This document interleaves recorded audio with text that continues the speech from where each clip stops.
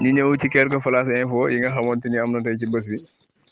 bokk na ci Sadio Mané mi nga xamante ni Bayern na club bi nga xamante ni fa lay football dañ ko suspendre li ko waral mooy démb match bi nga xamante ni doxoon na ci diggante Bayern ak Manchester City ba mu jeexee ci vestiaire yi jàpp ne dafa am si diggante ak moom ak beneen joueur bu naan Roi Sané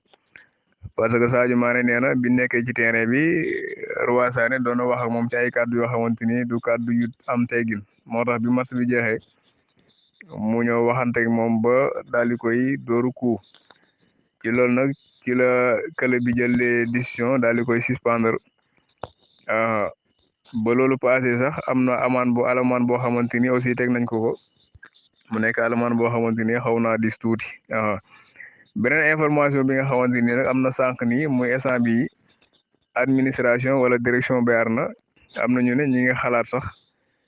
amaana pour jéem a xool nan la ñuy résilier contrat wu Sadio Mané maanaam nan la ñuy fexe ba taaxaliko ak moom